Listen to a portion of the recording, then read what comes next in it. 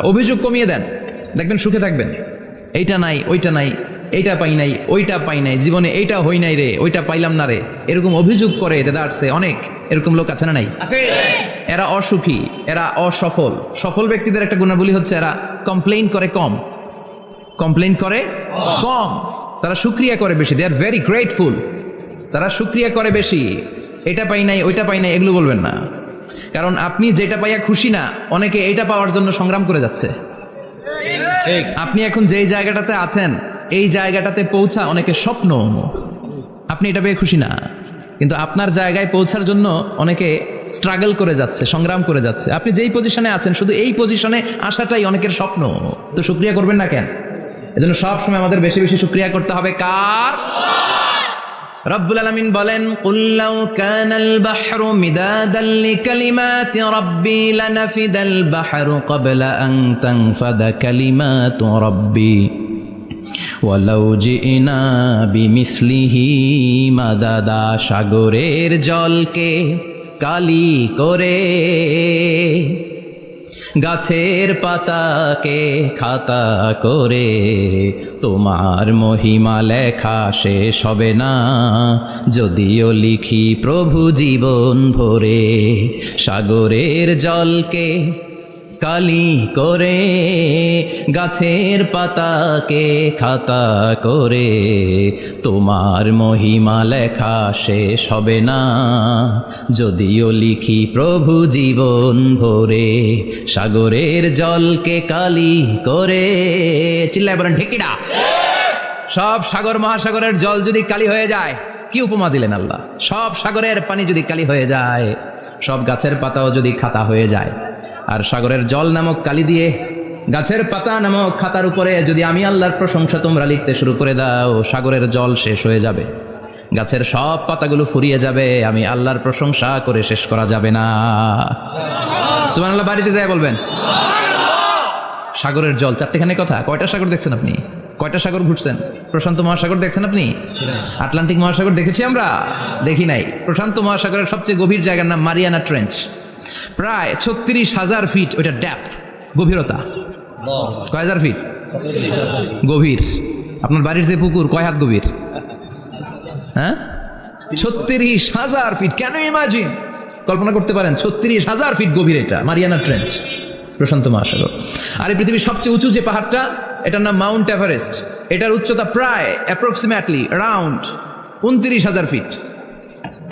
পাহাড়, পৃথিবীর সবচেয়ে উঁচু পর্বতশৃঙ্গ মাউন্ট এভারেস্ট 29,000 ফিট।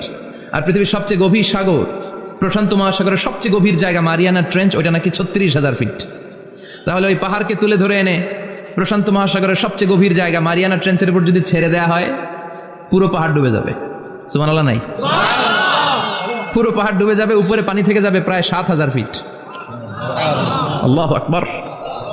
এই পৃথিবীর দ্বিতীয় গভীরতম সাগরের নাম আটলান্টিক মহাসাগর। এ সাগরের সবচেয়ে গভীর জায়গার নাম হচ্ছে পুয়ের্টো। এই পুয়ের্টো গভীরতা প্রায় 33,000 ফিট। কত? আর সবচেয়ে বড় পাহাড় 29,000 ফিট। তো এই সাগরেও যদি বড় পাহাড়টা, পৃথিবীর সবচেয়ে উঁচুতম পর্বত শৃঙ্গকে এনে ছেড়ে দেওয়া হয়, পুরো পাহাড় পানিতে তলিয়ে তো যাবেই, এর উপরে আরো পানি থেকে যাবে 4,000 fit.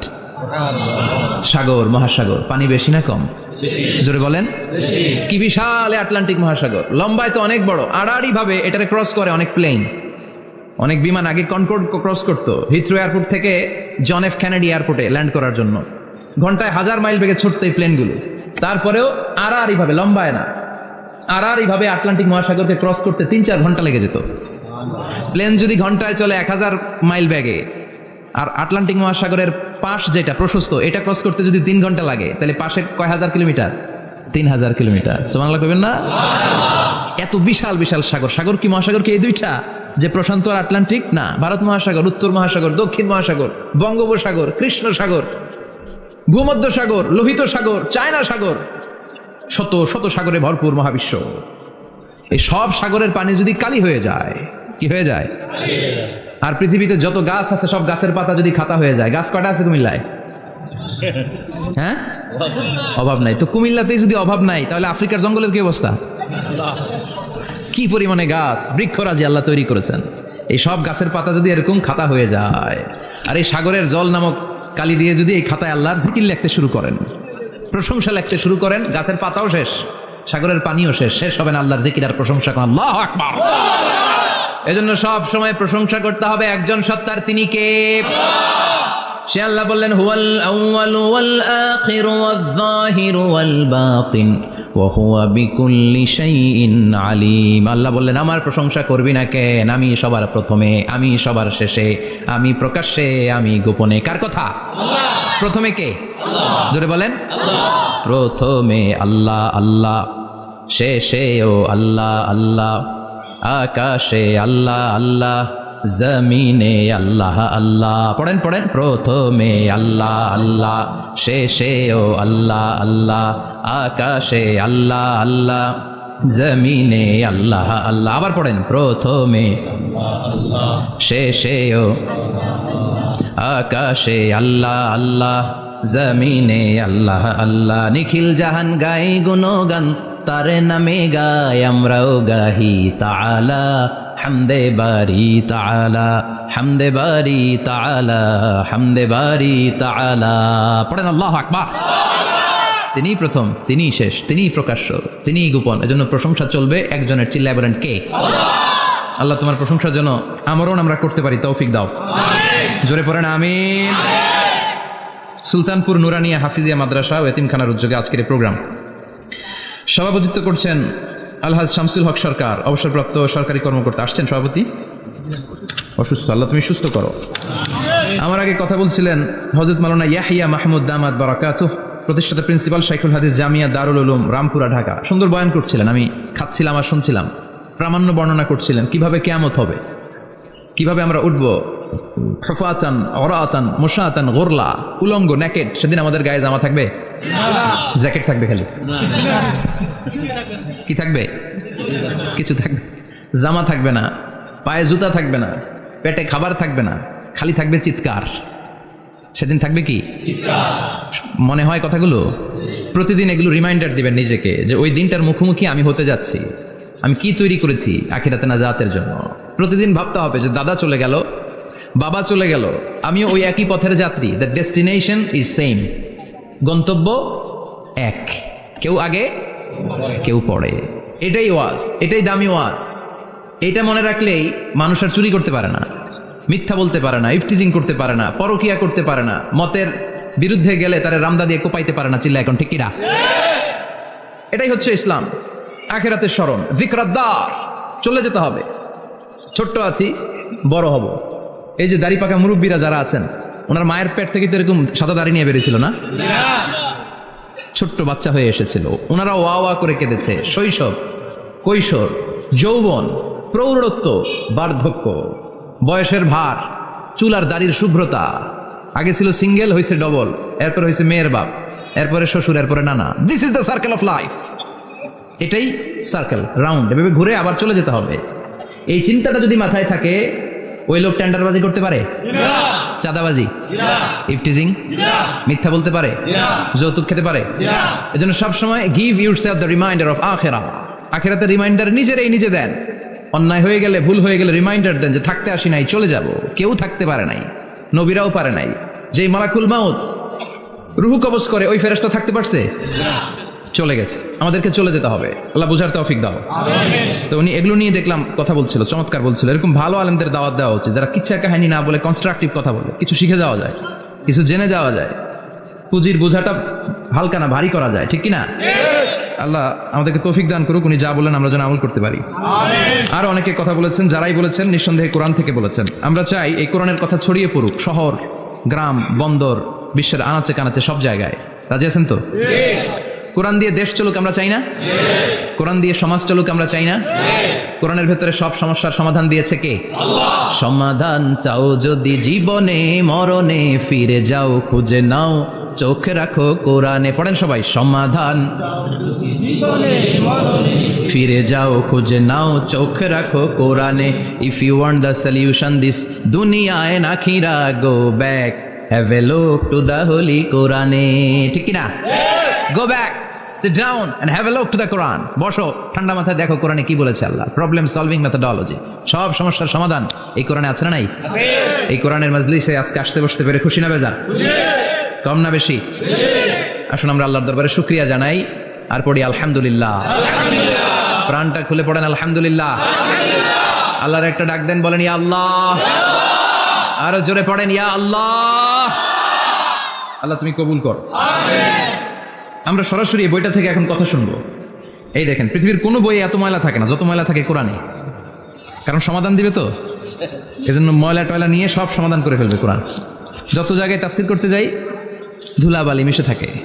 Quran for not your bookshelf, কোরআন ইজ ফর ইউর সেলফ। কোরআন আপনার বুক সেলফের জন্য না, কোরআন আপনার জন্য। আমরা বুক সেলফে রাখি, তাও নিচের থাকে না উপরের থাকে, যাতে কেউ নাগাল না পায়। এরকম ডাকাইতে আছে না নাই? কোরআনের সাথে অ্যাটাচমেন্ট বাড়াতে হবে। You have to increase your attachment with the holy কোরআন। এটা এনলাইটেন করতে এসেছে আপনার জীবনকে, আলোকিত। এই যে আমরা কোরআনের উপর আলোকপাত করি না, এটা এনলাইটেন করে, আলো বিচ্ছুরিত করে, আপনার জীবনকে উজালা করবে। এজন্য কোরআনের সাথে সম্পর্ক বাড়াতে হবে, শুদ্ধভাবে পড়তে জানতে হবে, অর্থ জানতে হবে। আল্লাহ কি বলেছেন জানতে মনে চায় না? আসুন আমরা জানার চেষ্টা করি। আল্লাহ তুমি তৌফিক দাও, পড়েন আমিন। আমি আপনাদের খেদমতে সূরা ইয়াসিন থেকে তেলাওয়াত করছি। টের পাইছেন? ইয়াসিন মুখস্থ আছে কার কার? আর উঠবে না হাত? মাশাআল্লাহ। অর্ধেক মুখস্থ আছে কার দেখি? আচ্ছা, প্রথম 5 আয়াত মুখস্থ আছে কার? আচ্ছা, এই সূরার নাম আজকে প্রথম শুনছেন কে কে? হাত তোলেন। নাম সবাই শুনছে তাই না? আল্লাহ কবুল করো। আরো জোরে পড়েন আমিন। তো সূরাত ইয়াসিন থেকে আজকে আমরা কথা শুনবো ইনশাআল্লাহ। পড়েন যতটুকু আমাদের সাধ্যে কুলায়। এটা মাক্কি সূরা। সূরা ইয়াসিনটা কি সূরা? বিশ্বনবীর জীবনে 2টা পর্ব, একটা মাক্কি পর্ব, একটা মাদানী পর্ব। একটা হচ্ছে মাক্কি ইনিংস আর একটা মাদানী ইনিংস। ক্রিকেটে ইনিংস থাকে, ফার্স্ট ইনিংস, সেকেন্ড ইনিংস, বুঝতে সুবিধা না? কমন পড়ছে সবার? তো এটা হচ্ছে বিশ্বনবীর মাক্কি ইনিংসের একটা সূরা। মাক্কি ইনিংসের বৈশিষ্ট্য হচ্ছে বিশ্বনবী তাওহীদের দাওয়াত দিয়েছেন, রিসালাতের দাওয়াত দিয়েছেন, আখিরাতের কথা বলেছেন, একটু নরম নরম কথা বলেছেন। কারণ চারদিকে খালি মাইর, চারদিকে কি কোরআনের কথা বলে মাইর আছে না? মার খেতে হয়, বকা শুনতে হয়, ঝুঁকি নিয়ে কথা বলতে হয়। চিল্লা এখন ঠিক কিনা? বিশ্বনবীরে বলা হলো এগুলো ছেড়ে দেন, এগুলো ছেড়ে দেন। সুন্দরী নারী দেব, টাকার পাহাড় দেব, ক্ষমতার চেয়ারে বসিয়ে দেব, সব দিব। এই হচ্ছে আমাদের 3 দফা। নারী দিব, সম্পদ দিব, ক্ষমতা দিব। বিষ্ণু বললেন আমার খালি 1 দফা। আমার কয় দফা? 1 দফা। লা ওয়াদাউ আশ-শামসা ফি ইয়ামিনি, সূর্য যদি ডান হাতেও দাও, ওয়াল কামারা ফি ইয়াসারি, চন্দ্র যদি বাঁ হাতেও দাও, এই কালেমার দাওয়াত থেকে 1 হাতও আমার পিছনে নেওয়া যাবে না। চিল্লা এখন ঠিক কি না? মুমিন কখনো ভয় পায় না, মুমিন কখনো পিছু হটে না, মুমিন স্ট্র্যাটেজি চেঞ্জ করে, মুমিন কৌশলী হয়। এই রাস্তা দিয়ে যাওয়া যায় না, বৈশা বৈশা কেঁদে লাভ নাই, রাস্তা আরেকটা খুঁজতে হবে, আরেকটা রাস্তা বানায় নিতে হবে। এটাই হচ্ছে মুমিনের বৈশিষ্ট্য। আল্লাহ তুমি বোঝার তৌফিক দাও। তো বিশ্বনবীর মাক্কি ইনিংসের খেলার সিস্টেম ছিল ঠ্যাক দিয়ে খেলতেন। ক্রিকেটে কি বলে যে উইকেট বাঁচায় খেলতে হবে, তোমার উইকেট যাতে পড়ে না যায়। তো ঠেকায় ঠেকায় খেলে। তো বিশ্বনবী ঠেকায় ঠেকায় খেলছেন, আর 4 ছক্কা মারছে সব মাদানী ইনিংসে। সুবহানাল্লাহ নাই? মাদানী ইনিংসে বিশ্বনবী গর্জে উঠলেন, জ্বলে উঠলেন আপন শক্তিতে। রবি না? তো বিশ্বনবী মাদানী ইনিংসে যেটা করেছেন সেটা হচ্ছে সমাজ সংস্কার করেছেন। He was a very good reformer of the society, as a father, as a husband, as a reformer of the society, as a lawgiver, as a lawmaker, as a commander, and as a messenger. Muhammad is the superman of the world. স্বামী হিসেবে, বাবা হিসেবে, নেতা হিসেবে, নবী হিসেবে, সমাজ সংস্কারক হিসেবে, আইন প্রণেতা হিসেবে মুহাম্মদ হচ্ছেন এই পৃথিবীর জন্য সুপারম্যান। তার কোনো তুলনা হয় না। বিশ্বনবীর কোনো তুলনা হয় না। Beyondless, boundless, bottomless. তারা নিয়ে কথা বলতে গেলে সময় ফুরায় যাবে, মাইকের ব্যাটারি শেষ হয়ে যাবে, মাগার কথা শেষ হবে না। এজন্য ওনার জীবনের ক্ষেত্রে বলা হয় বিয়ন্ডলেস, বাউন্ডলেস, বটমলেস। অসাধারণ ব্যক্তিত্ব, সুপার ক্যালিফ্রাজিলিস্টিক এক্সপিয়ালিডোসাস, অসাধারণ, যার কোনো তুলনা হয় না, এক্সেলেন্ট, আনপ্যারালাল। মাদানী জীবনে উনি সশস্ত্র সংগ্রাম করলেন, সংস্কার করলেন সমাজটাকে, সেনাবাহিনী বানালেন। তখন আর নরম নরম ভাবে খেলে নাই, গরম ভাবে খেলেছে। এটা হচ্ছে ইমানের দাবি। মুমিনরা কৌশলী হয়, যখন যে পরিস্থিতি, ওই পরিস্থিতির সাথে তাদের স্ট্র্যাটেজি তারা পাল্টায়। তো বিশ্বনবীর মাদানী ইনিংসে এই সূরা নাজিল হয়নি, হয়েছে মাক্কি ইনিংসে, মাক্কি সূরা। এই সূরার অনেক ফজিলত। ছোটবেলা থেকেই সূরা ইয়াসিনের অনেক ফজিলতের কথা আমরা শুনেছি না? বিষ্ণু বলেছেন ইন্না লিকুল্লি শাইইন কলবান ওয়া কলবুল কোরআনি সূরাতু ইয়াসিন। সব জিনিসের একটা কলব আছে, হৃদয় আছে, অন্তর আছে, আর কোরআনের কলবের নাম হচ্ছে সূরা ইয়াসিন। বিষ্ণু বললেন ইন্না লিকুল্লি শাইইন কলবান, সব জিনিসের একটা কলব আছে। ওয়া ইন্না কলবাল কোরআনি সূরাতু ইয়াসিন, আর কোরআনের কলবের নাম হলো সূরাতু ইয়াসিন। মান ক্বারাআ সূরাতা ইয়াসিন মাররা ওয়াহিদা, একবার সূরাতু ইয়াসিন তেলাওয়াত করলে 10 পারা কোরআন খতমের সওয়াব হয়ে যায়। বিষ্ণু বলতেন ইন্না ফিল জাসাদি মুদগা, দেহে একটা গোশতের টুকরা আছে। ইযা সালুহাত সালুহাল জাসাদু কুল্লু, এই দেহের গোশতের টুকরা যদি ভালো হয়ে যায় পুরো দেহটারে ভালো করে দেয় কে? আল্লাহ। এই দেহের গোশতের টুকরাটা যদি পচে যায় পুরো দেহটারে নষ্ট করে দেয় কে? আল্লাহ। বিশ্বনবী বললেন আলা ওয়াহিয়াল কলব, ওই টুকরাটার নাম হলো কলব। টুকরাটার নাম কি? এজন্য কলবের মধ্যে আল্লাহর জিকির বসাইতে হবে। কি বসাবেন? নাকি আয়না বসাবেন? আয়না বসায় না? আয়না বসাইয়া দে মোর দয়াল বাবা, কেবলা কাবা, সব মুখস্থ। আয়না বসাইয়া দে মোর, নবীর কলবে আয়না বসায় নাই নবী। সেদিন আবু বকর, ওমর ফারুক কেউ আয়না বসাইছে? আবু হানিফা, শাফিঈ এরা কলবের মধ্যে আয়না বসাইছে? বসাইছে জিকির। চিল্লায় বলেন বসাইছে কি? এজন্য আল্লাহ বললেন আলা বিযিক্রিল্লাহি তাতমাইন্নুল কুলুব। দুনিয়ার কোনো জিনিস দিয়ে কলব ঠান্ডা হয় না, দুনিয়ার কোনো জিনিস দিয়ে কলব পরিচ্ছন্ন হয় না। কলব শুধু পরিচ্ছন্ন হয় একটা জিনিস দিয়ে, লা ইলাহা ইল্লাল্লাহ, লা ইলাহা ইল্লাল্লাহু মুহাম্মাদুর রাসূলুল্লাহ সাল্লাল্লাহু আলাইহি ওয়াসাল্লাম। তাহলে কোরআনের একটা কলব আছে, আমাদের দেহে যেমনি কলব আছে, প্রতিটা প্রাণীর যেমনি কলব আছে, অন্তর আছে, কোরআনেরও কলব আছে না নাই? কোরআনের কলবের নাম চিল্লায় বলেন, কোরআনের কলবের নাম। আবার বিশ্বনবী বলতেন ইকরাউ আলা মাউতাকুম সূরাত ইয়াসিন, তোমাদের মুমূর্ষ ব্যক্তিদের সামনে বসে সূরাত ইয়াসিন তেলাওয়াত করো। রূহ চলে যাবে, মৃত্যুর একেবারে দ্বার প্রান্তে দাঁড়িয়ে এই মুহূর্তে তার পাশে বসে পড়তে আরম্ভ করেন ইয়াসিন ওয়াল কুরআনিল হাকীম ইন্নাকা লামিনাল মুরসালিনা আলা সিরাতিম মুস্তাকিম। ওই ব্যক্তির ঈমানের মৃত্যু দান করে দিবে কে? আল্লাহ। মৃত্যুর কষ্ট হালকা করে দিবে কে? আল্লাহ। আবার বিশ্বনবী বলতেন রাত্রিবেলা যে ব্যক্তি একবার সূরাত ইয়াসিন তেলাওয়াত করে ঘুমাতে যায়, সকালবেলা নিষ্পাপ অবস্থায় তারে ঘুম থেকে জাগাবে কে? আল্লাহ। তাহলে এই সূরার মর্যাদা কম কম না বেশি বেশি? কলবুল কোরআন, এটা কোরআনের কলব, একবার পড়লে 10 পারার সওয়াব। আবার মুমূর্ষ ব্যক্তির সামনে বসে সূরা ইয়াসিন তেলাওয়াত করতে বলা হয়েছে, তাহলে মৃত্যুর কষ্টরে হালকা করে দেয় কে? আল্লাহ। আবার রাত্রিবেলা সূরা ইয়াসিন তেলাওয়াত করলে সকালবেলায় নিষ্পাপ বানায় দেয় কে? আল্লাহ। মনে থাকবে? কোরআনের কলবের নাম কি? ভুলে যাবেন না তো? বেশি বেশি তেলাওয়াত করতে রাজি আছেন? সকাল সন্ধ্যা তেলাওয়াত করবেন তো? সূরা ইয়াসিন ছাড়াও এই সূরার অনেকগুলো নাম তাফসীর গ্রন্থে পাওয়া যায়। এই সূরার একটা নাম হচ্ছে সূরাতুল কাদিয়া, সূরাতুল কাদিয়া, তাকদি হাজাতা কারিহা। যে এই সূরা তেলাওয়াত করে ওই তেলাওয়াতকারীর যে হাজত আছে, প্রয়োজন আছে, এই সূরার বরকতে আল্লাহ তার প্রয়োজন পূরণ করে দেয়। আমাদের জীবনে প্রয়োজন আছে না নাই? কার কাছে চাইবো? বিপদে পড়লে কারে বলবো? আমরা বিপদে পড়লে প্রথমে শেয়ার দেই ফেসবুকে। কোথায় শেয়ার? আগে শেয়ার দিব কার কাছে? মনে থাকবে? বিপদে পড়লে ফেসবুকে শেয়ার দিব না, বন্ধুরে শেয়ার করব না, বউয়ের কাছেও পরে শেয়ার করব, আগে শেয়ার করব কার কাছে? মনে থাকবে? এজন্য বিশ্বনবী বলতেন এই সূরার নাম সূরাতুল কাদিয়া, মানুষের হাজত পূরণ করে দেয়। এই সূরা তেলাওয়াত করে যদি আপনি আল্লাহর কাছে কোনো বিপদ থেকে পানা চান অথবা কোনো প্রয়োজন নিয়ে দোয়া করেন, সূরার বরকতে প্রয়োজনটা পূর্ণ করে দেয় কে?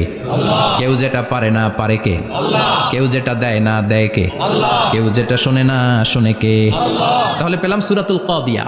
আরেকটা নাম আছে সূরার, সেটা হচ্ছে সূরাতুল আযীমা, সুমহান সূরা। কি সূরা?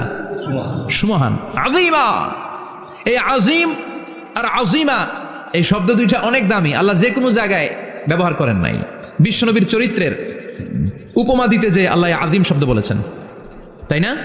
রব্বুল আলামিন বলেন ওয়া ইন্নাকা লাআলা খুলুকিন আযীম।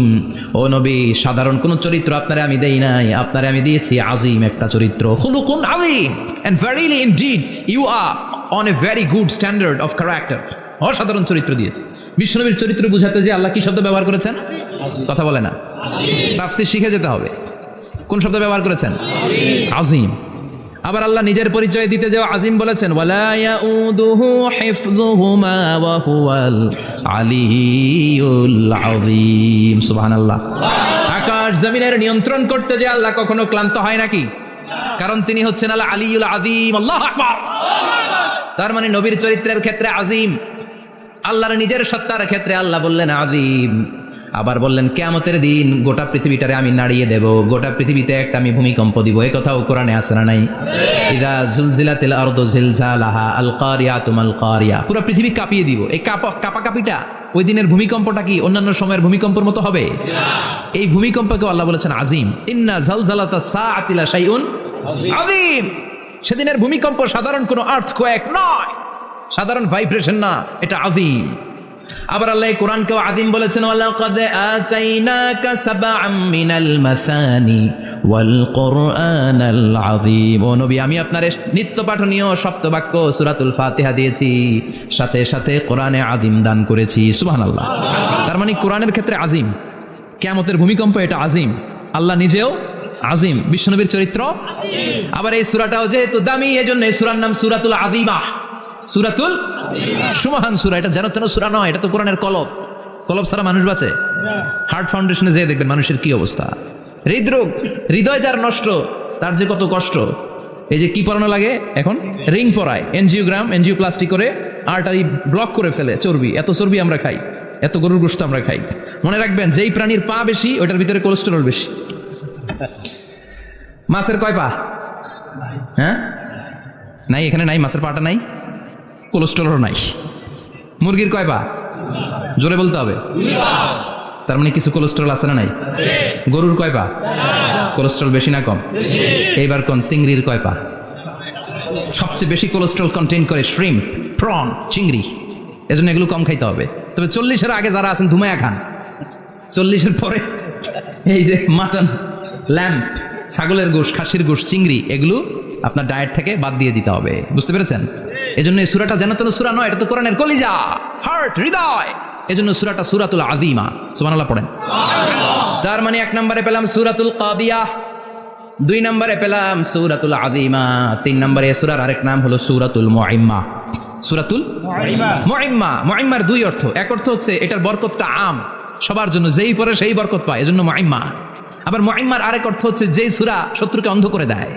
কি করে দেয়? এই সূরার প্রথম 9টা আয়াত যদি বিপদে পড়ে, শত্রুর কবলে পড়ে আপনি তেলাওয়াত করেন, শত্রুর চোখটারে অন্ধ করে দিবে কে? বিশ্বনবী মক্কা থেকে যখন মদিনায় যায়, হিজরতের সময় বিশ্বনবী সূরাতুল ইয়াসিনের প্রথম 9টা আয়াত তেলাওয়াত করলেন। তেলাওয়াত করে আল্লাহর নাম নিয়ে ঘর থেকে বের হলেন। আশেপাশে কাফেররা ঘুরে কিন্তু বিশ্বনবীরে দেখে না। সবাই খেলে এরকম করে, ডানে বায়ে হাতায় বিশ্বনবীর সামনে দিয়ে যায়, কিন্তু কাফেরদের চোখ অন্ধ করে দিয়েছে কে? এজন্য কোরআন তেলাওয়াত করলে কাফেরদের চোখকে অন্ধ বানায় দেয় কে?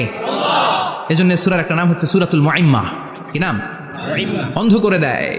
তাফসিরে কুরতুবির মুসান্নিফ ইমাম আল কুরতুবি, উনাকে জালিম বাদশা বন্দী করেছিল। ওনার তাফসিরে এসেছে উনি শক্তিশালী লোক ছিলেন, জেলখানা ভেঙে বাঁচার জন্য দিয়েছে দৌড়। উনারেও ধরার জন্য জালিম বাদশার সৈনিকেরা ঘোড়া নিয়ে রওনা হয়েছে। উনিও দৌড়ায়, ঘোড়াও পেছন থেকে আসে। ওমিয়া মানুষ কি ঘোড়ার দৌড়ের সাথে পারে? উনি হাঁটতে হাঁটতে হয়রান হয়ে এক বালুর ময়দানে যেয়ে ধপাস করে পড়েছেন। ওরাও ঘোড়া দিয়ে এসে নেমেছে, কিন্তু আজীব তামাশা, উনি বালুতে ধপাস করে পড়েই সূরাতুল ইয়াসিনের প্রথম 9 আয়াত তেলাওয়াত করতে শুরু করেছেন। ওরা নিচে নেমে ডানে বায়ে সামনে পিছনে খালি খুঁজে, কিন্তু দেখে না, সামনে কিন্তু বসা। ওদের চোখটা অন্ধ করে দিছে কে? বিশ্বাস হয়? ঈমান হয়? এজন্য বিপদে পড়লে সূরাতুল ইয়াসিনের প্রথম 9 আয়াত পড়তে রাজি আছেন? আল্লাহ তুমি তৌফিক দাও। আর জোরে পড়েন আমিন। এজন্য আল্লাহ চমৎকার ভাবে এই সূরাটা শুরু করে দিলেন। 2টা কাটা অক্ষর দিয়ে আল্লাহ বললেন, ইয়াসিন ওয়াল কুরআনিল হাকীম ইন্নাকা লামিনাল মুরসালিন আলা সিরাতিম মুস্তাকিম। পড়েন সুবহানাল্লাহ। ইয়াসিন। সূরাটা শুরু করলেন কি দিয়ে? এটা কি কোনো বাক্য? এটা কি কোনো শব্দ? এটা কি অক্ষর? 2টা। প্রথম অক্ষরের নাম, দ্বিতীয়টা? আওয়াজ করে বলেন, প্রথম অক্ষরটার নাম, দ্বিতীয়টা?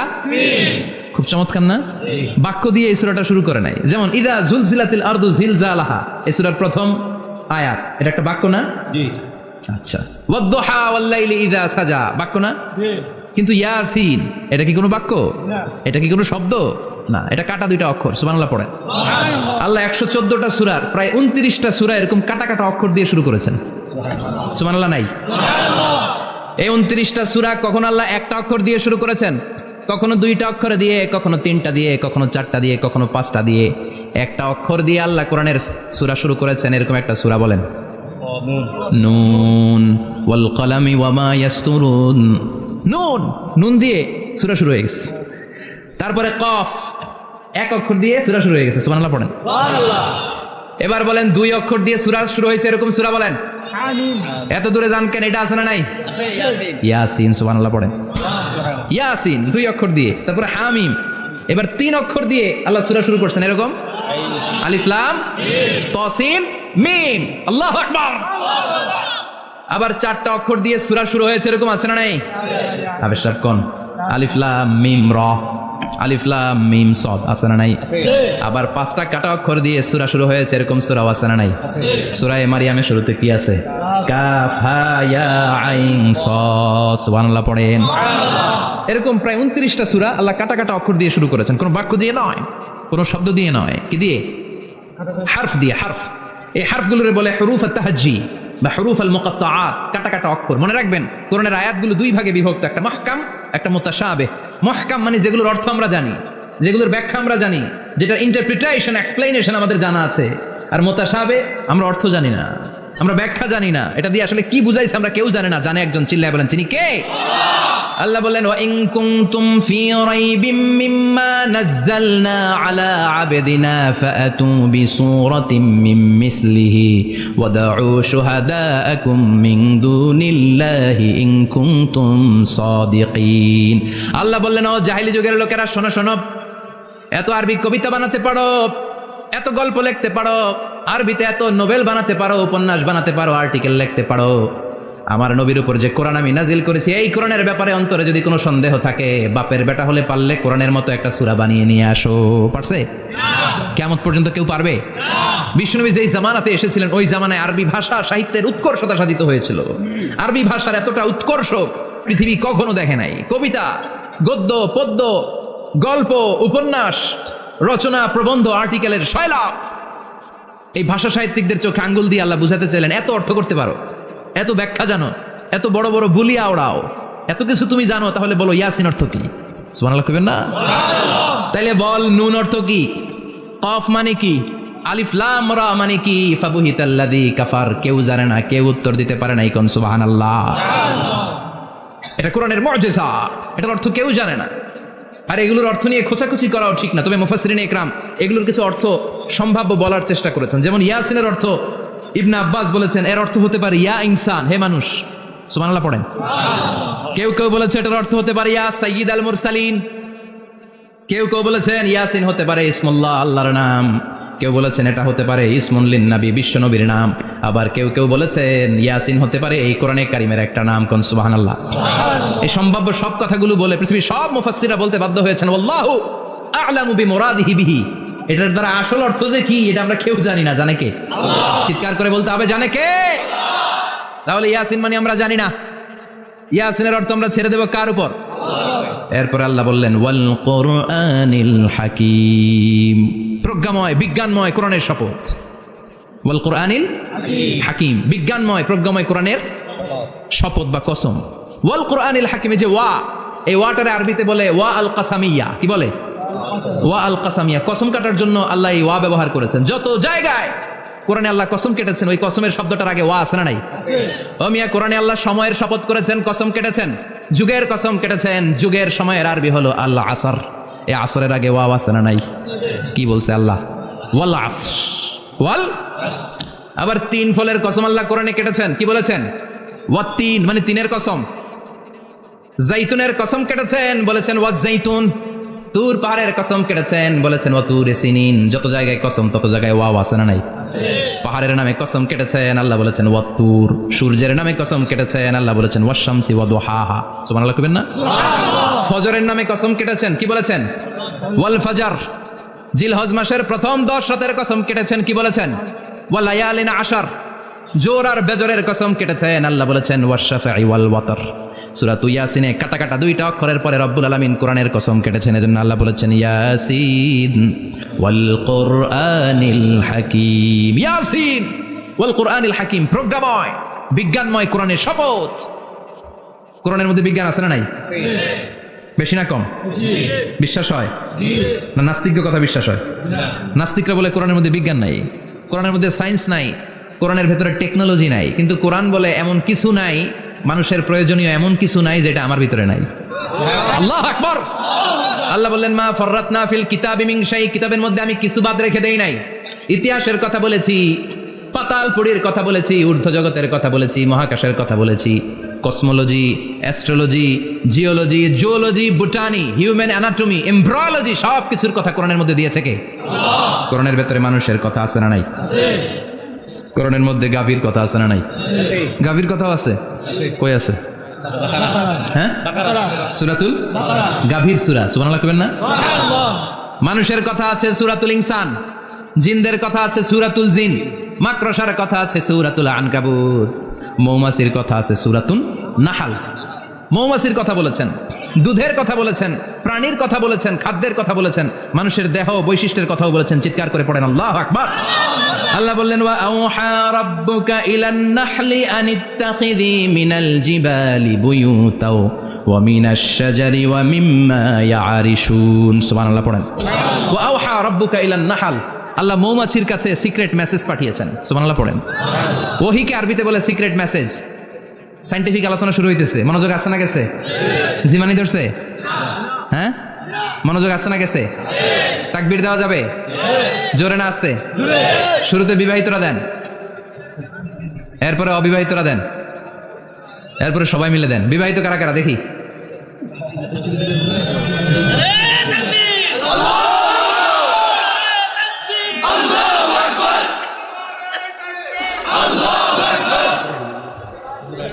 বিবাহিতরা অবিবাহিতরা দিবেন না? শুরুতে বিবাহিতরা দেন, তারপরে অবিবাহিতরা দেন, তারপরে সবাই মিলে দেন। বিবাহিতরা রেডি? দেখবো কাদের গলায় জোর বেশি। দেখি দেখি, বিবাহিতরা দেন, লিল্লাহি তাকবীর, মাশাআল্লাহ। এবার অবিবাহিতরা রেডি? আওয়াজ নাই, হেরে যাবে আজকে, হেরে যাবে। রেডি? তাকবীর দাও, লিল্লাহি তাকবীর।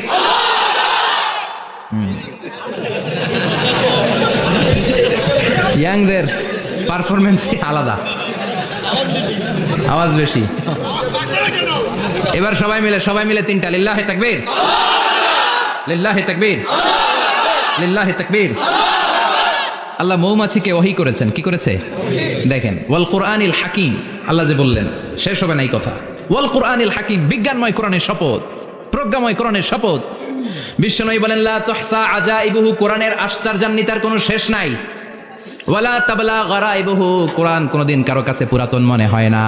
ফিহি মাসাবিহুল হুদা, কোরআনের মধ্যে আছে হেদায়েতের মশাল। ওয়া মানারুল হিকমা, কোরআন হলো বিজ্ঞানের সুউচ্চ মিনার। লা তুহসা আজাইবুহু, কোরআনের আশ্চর্যান্বিতার শেষ নাই। যতই পড়বেন আপনি আশ্চর্য হয়ে যাবেন, যতই স্টাডি করবেন, যতই অধ্যয়ন করবেন, আপনার চোখকে খুলে দিবে কে? আল্লাহ। ওয়ালা তাবলা গারাইবুহু, কোরআন কখনো পুরাতন হয় না। পুরান হয় নাকি?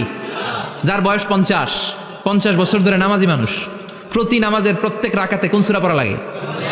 তো 50 বছর যদি কেউ নামাজি হয়, তাহলে কত লক্ষবার উনি সূরা ফাতিহা পড়ছে উনি নিজে জানে?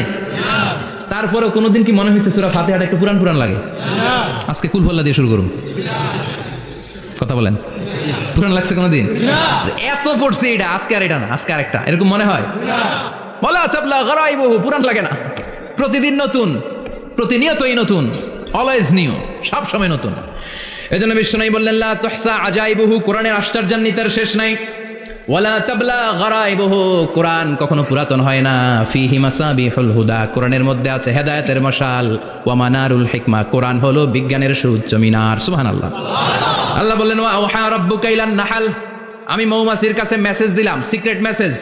আনিত্তাখিযি মিনাল জিবালি বুয়ুতা, তোমরা পাহাড়ের মধ্যে তোমাদের বাড়ি বানাও, মৌচাক বানাও। ওমিনা সাজার, গাছের মগ ডালে, বড় বড় ডালে তোমরা বাসা বানাও। ওয়ামিম্মা ইয়ারিশুন, উঁচু উঁচু জায়গায় মৌচাক বানাও, যাতে করে গ্রামের ছোট্ট ছেলেরা ঢিল মারতে না পারে। কোন সুবহানাল্লাহ। মৌমাছির আল্লাহ শিখাই দিছে। নিচু জায়গায় কোনোদিন মৌমাছির বাসা দেখবেন? নিচু জায়গায় সহজে নাগাল পাওয়া যায়, ধরা যায়। কথা কন, ডাল বেয়ে মগ ডালে ওঠা লাগে মধু খাইতে চাইলে।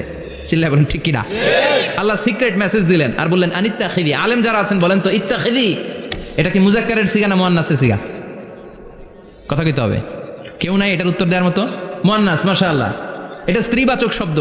আল্লাহ মৌমাছিকে যে মেসেজ করছে পুরুষ মৌমাছিরে কয় নাই, এটা নারী মৌমাছিরে কইছে। চিল্লা এখন সুবহানাল্লাহ। এখন গবেষণা করে দেখা গিয়েছে কার্ল ভন ফ্রিচ, একজন অস্ট্রিয়ান বিজ্ঞানী, উনি এটা নিয়ে গবেষণা করে 73 সালে 1973-তে নোবেল পেয়ে গেছে এই আয়াতের উপর গবেষণা করে। আল্লাহ কেমন করে সিক্রেট মেসেজ দিয়েছেন, কেমন করে মৌমাছি মৌচাকের বাসা বাঁধে, কেমন করে মধু আহরিত হয়, এটার উপর গবেষণা করে উনি একটা বই লিখেছেন, দ্য ডান্সিং বিজ। নেচে যাওয়া মৌমাছিগুলো, নাচতে নাচতে যেতে থাকা মৌমাছিগুলোর উপর একটা বই লিখে দ্য ডান্সিং বিজ লিখে উনি নোবেল প্রাইজ পেয়েছেন এই মধুর উপরে। চিল্লায় পড়েন আল্লাহু আকবার। এখন কোরআনের আয়াত থেকে বোঝা গেল আনিত্তাখিদি মিনাল জিবালি বুয়ুতা, আল্লাহ নারী মৌমাছিকে বলেছেন মৌচাক বানাও, তোমাদের মধু রাখার জন্য বাসা বানাও। কার্ল ভন ফ্রিচ গবেষণা করে পেয়েছে মৌচাকের বাসা বানানো হয়, মধু আহরণ করা হয়, যেই মৌমাছিটা নেতৃত্ব দেয় এটা পুরুষ মৌমাছি নয়, এটা হলো মহিলা মৌমাছি। কোন সুবহানাল্লাহ। পুরো মৌচাকের মধ্যে মধু আহরণ, মধু নেওয়া, পুরো প্রসিডিউরটা সারার জন্য কোনো পুরুষ মৌমাছি লিডিং দেয় না, লিডিং দেয় একটা নারী মৌমাছি, স্ত্রী মৌমাছি।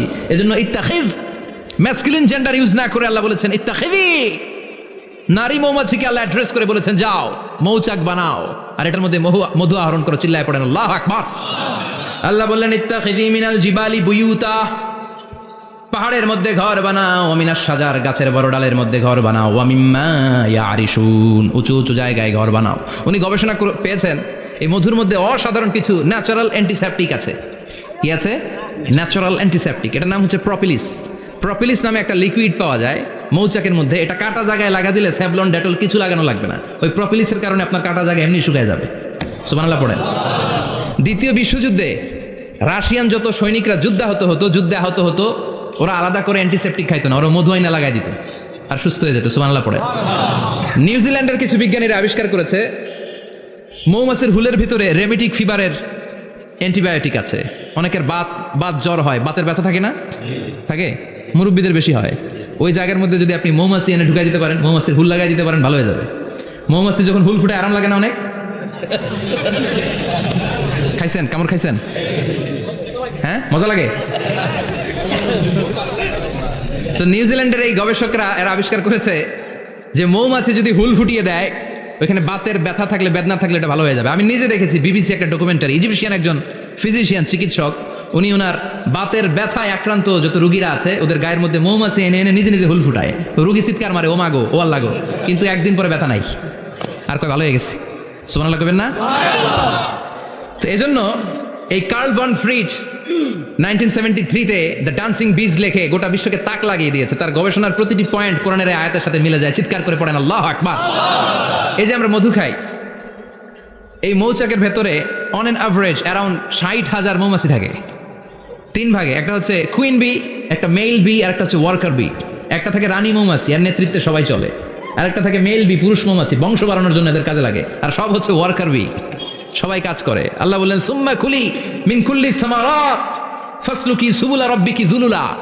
আল্লাহ সিক্রেট মেসেজ দিয়ে বললেন গাছের উপরে বাসাবাদ, পাহাড়ের উপরে মৌচাকের বাসাবাদ, উঁচু উঁচু জায়গায় তোমরা তোমাদের বাসা বাঁধো। সুম্মা কুলি মিন কুল্লি সামারাত, এরপর এলাকার যত মিষ্টি মিষ্টি ফুল আছে, ফল আছে, ওখান থেকে রস নিয়ে আসো। সুবহানাল্লাহ। পুষ্প রস সংগ্রহ করে মধুগুলো, এটার বলে sweet nectar. They collect the sweet nectar from the flowers. এবং মধুর মধ্যে এত চমৎকার জিনিস থাকার কারণ হচ্ছে মৌমাছিগুলো ওই এলাকার সব ধরনের ফুল, ভালো ভালো সুগন্ধযুক্ত ফুল ফল থেকে রস নিয়ে আসে। তো ওই গাছগুলোর মধ্যে বনাজি গাছ আছে না নাই? ঔষধি গাছ আছে না নাই? এজন্য মধুরে বলা হয় সব রোগের ঔষধ। যত বনাজি ঔষধি গাছের নির্যাস আর পুষ্প রস আছে সব আল্লাহ মধুর ভিতরে ঢুকায়া মধুকে আল্লাহ ন্যাচারাল ভ্যাকসিন বানিয়ে দিয়েছেন। চিল্লায় পড়েন আল্লাহু আকবার। আল্লাহ বললেন সুম্মা কুলি মিন কুল্লি সামারাত, সব ফল আর ফুল থেকেই নেকটার পুষ্পরস নিয়ে আসো। ফাসলুকি সুবুলা রাব্বিকি যুলুলা, যেমন যেমন গিয়েছিলা পথ চিনায় আবার ফিরে আসো। ইয়াখরুজু মিন বুতুনিহা শারাব, এরপর তাদের পেট থেকে বের হয় শারাব। মুখতালিফুন আলওয়ানু, এক একটা মধুর কালার হয়ে যায় এক এক রকম। কোন সুবহানাল্লাহ। সরষে ফুলের মধু একটু সাদা সাদা হয় না? আমি হচ্ছি মধু খাওয়ার পোক। আমি দেশে বিদেশে যেখানে গিয়েছি ফ্রেশ হানি আমি অনেক খুঁজেছি। ইয়ামানি একটা মধু পাওয়া যায়, ইয়ামানের সাওয়াহিলি এলাকায়, পাহাড়ি এলাকায়, একেবারে কুচকুচে কালো। আবার অনেক মধু আছে কিছুটা খয়েরি এবং হলুদ বর্ণের, কিন্তু সরষে ফুলের যে মধুটা এটা অনেকটা সাদা। এই পুষ্পরস নিয়ে মৌমাছিগুলো মৌচাকের মধ্যে ঢেলে দেয় না, এগুলো খেয়ে ফেলে। প্রত্যেকটা মৌমাছির পেটের ভেতরে আল্লাহ 2টা করে স্টোমাক দিয়েছে, পাকস্থলী। সুবহানাল্লাহ পড়েন। এটাই কার্ল ভন ফ্রিচ দ্য ডান্সিং বিজ বইয়ের মধ্যে লিখেছে গবেষণায়, যে 2টা পাকস্থলী। একটা পাকস্থলী দিয়ে মৌমাছি খায়, নিজে খেয়ে বাঁচে, আর একটা পাকস্থলী দিয়ে এই ফ্লাওয়ার নেক্টার, পুষ্পরস সংগ্রহ করে ওই পাকস্থলীতে রাখে। ওই পাকস্থলীর ভেতরে আল্লাহ একটা ন্যাচারাল এনজাইম দিয়েছেন, ওই এনজাইমের সাথে ওই পুষ্পরসটা মিক্সড হয়। তারপরে আরেকটা টিউব আছে, ওই টিউব দিয়ে মৌমাছি যে সে বাসার মধ্যে মৌমাছি যে সেখানে সাপ্লাই করে দিয়ে আসে, মধু ঢুকিয়ে দিয়ে আসে। চিল্লায় পড়েন সুবহানাল্লাহ। তার মানে বিষয়টা এমন না ফুলের রস নিয়ে মৌচাকের দিয়ে আসলো, ফুলের রস সে নেয়, তার স্পেশাল একটা স্টোমাকের মধ্যে ঢুকায়, সেখানে এনজাইম দিয়ে, পাচক রস দিয়ে আল্লাহ এটাকে সমৃদ্ধ করে দেয়। তারপর আলাদা একটা নল দিয়ে, টিউব দিয়ে মৌচাকের ভেতরে ঢুকিয়ে দেয়। কোন সুবহানাল্লাহ। কি অসাধারণ পদ্ধতিতে আল্লাহ মধু বানালেন। আর কি সুন্দর মধু হাতের মধ্যে লয়া জিব্বা দিয়া চাটে আর গান গায়, মধু হই হই বিশা বাইলা। আছে না নাই? আল্লাহ শুকরিয়া নাই? মধু খায় আর গান গায়, মধু হই হই বিশা বাইলা, অনহারণে ভালোবাসার দাম নদিলা। আছে না নাই? ডাকাই। তাই মধু খেয়ে শুকরিয়া করতে হবে কার? বসো, চিৎকার করে বলেন শুকরিয়া করতে হবে কার? আল্লাহ বললেন ইয়াখরুজু মিন বুতুনিহা। এটা মধু সরাসরি চলে আসে না, ওর পেট থেকে বের হয়। মুখতালিফুন আলওয়ানুহু, বিভিন্ন রঙের মধু। আছে না নাই? ব্ল্যাক কালারের মধু হয়, হোয়াইট হানি হয়, অর্গানিক হানি হয়, ক্রিমড হানি হয়। কত ধরনের মধু যে আল্লাহ পৃথিবীতে রেখেছে তার ইয়ত্তা নাই। এরপর আল্লাহ বললেন ফিহি শিফাউন লিন্নাস, মধুর ভিতরে শিফা দিয়েছে কে? আল্লাহ। এজন্য বিশ্বনবীর খাদ্য তালিকার মধ্যে মধু আছে না নাই? বিশ্বনবী সুগন্ধযুক্ত ওলা মধু খেতেন, দুর্গন্ধযুক্ত ওলা কোনো মধু মুখে নিতেন না। সুবহানাল্লাহ। বিশ্বনবীর জামানায় মাগাফির নামে একটা মধু ছিল, দুর্গন্ধযুক্ত, এটা কখনো বিশ্বনবী মুখে নিতে চাইতেন না। সুগন্ধযুক্ত মধু সবসময় বিশ্বনবী খেতেন। বিশ্বনবীর স্ত্রীরা এই সুগন্ধিযুক্ত মধু বোতলের মধ্যে প্রিজার্ভ করে রাখতেন বিশ্বনবীকে দেওয়ার জন্য। বিশ্বনবী প্রাণ ভরে এগুলো পান করতেন। সুবহানাল্লাহ। বিশ্বনবী যে সমস্ত খাদ্যগুলো পছন্দ করতেন হাদিসে এসেছে। বিশ্বনবী রুটি খেতেন, খেজুর খেতেন, খেজুর, খেজুর চিনেন? বালাহ, তামার, দুধ খেতেন, এই মধু খেতেন, জব খেতেন, বার্লি খেতেন, লাউ খেতেন, রুম্মান, ডালিম ফল, আনার ফল, আনার চিনেন? আনার, এই আনার খেতে পছন্দ করতেন বিশ্বনবী। মাশরুম খেতেন, মাশরুম, মাশরুম চিনেন? ব্যাঙ্গের ছাতার মতো। রেস্টুরেন্টে ইদানিং মাশরুমের স্যুপ পাওয়া যায়, এটা খাবেন। যাদের চোখের জ্যোতিতে সমস্যা, দৃষ্টিতে সমস্যা, খাবেন। হাদিসে এসেছে আল কামআতু মিনাল মান ওয়া মাউহা শিফাউন লিল আইন। মাশরুম হলো মান্না সালোয়ার মতো খাবার। মাশরুমের স্যুপ যারা খাবে, চোখের জ্যোতি যাদের কম, তাদের চোখের জ্যোতি বাড়িয়ে দিবে কে?